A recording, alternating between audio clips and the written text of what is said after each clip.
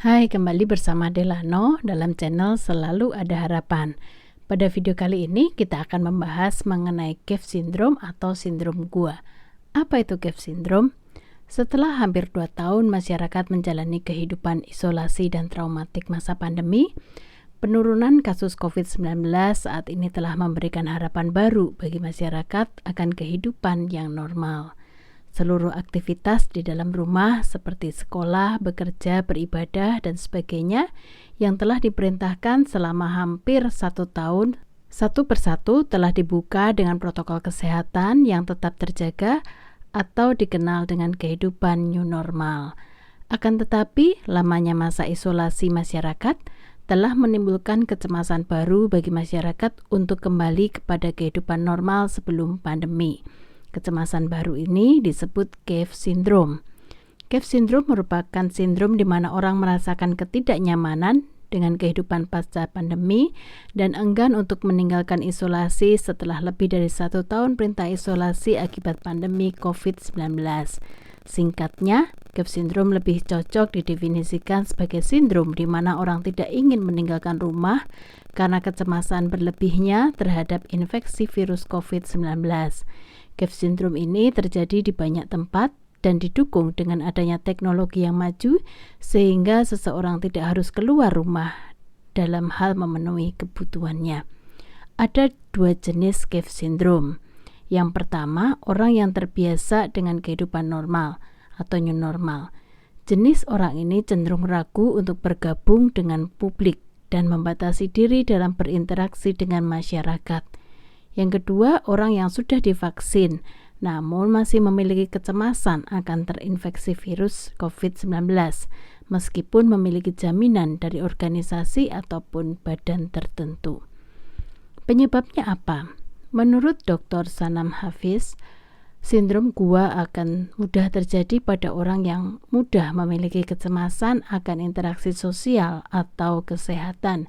Sindrom ini merupakan hasil dari faktor-faktor rutinitas masa isolasi pandemi COVID-19, seperti adanya kebiasaan menjaga jarak dengan orang lain, beraktivitas di dalam rumah, dan juga menjaga kesehatan diri, seperti mencuci tangan dan memakai masker selama masa pandemi. Pada akhirnya hal ini menimbulkan kesenangan orang untuk tinggal di rumah daripada harus terpapar COVID-19. Tanda-tanda. Cave syndrome sendiri bukanlah sindrom yang dapat didiagnosa secara medis, tetapi efeknya dapat dilihat.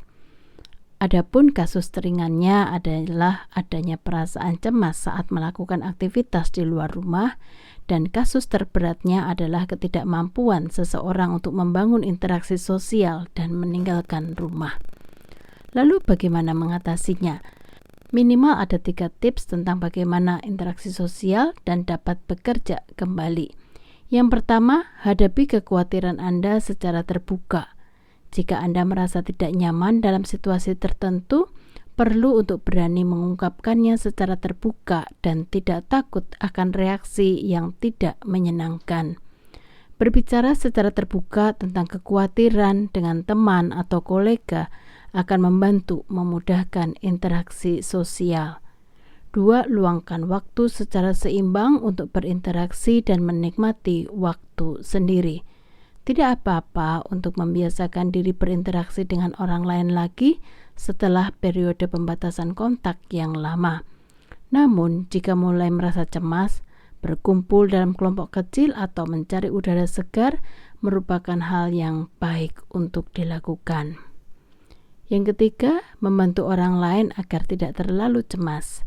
Dengan membantu orang lain, kita dapat bersama menanggung beban dan tidak merasa sendiri mengatasi masa transisi ini. Oke, sampai di sini video kali ini. Salam dari Delano dan ingat selalu ada harapan.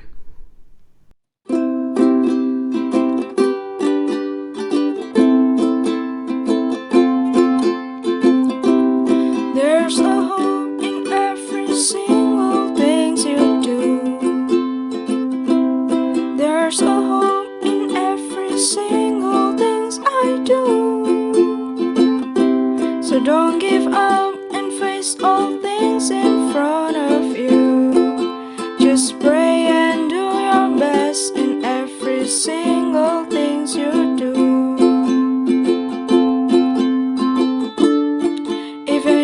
face the stormy cloud,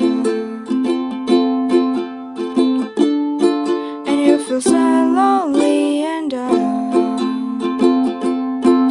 Just remember that you're not alone. There's a hope in every single things you do. There's a hope in every single things I do.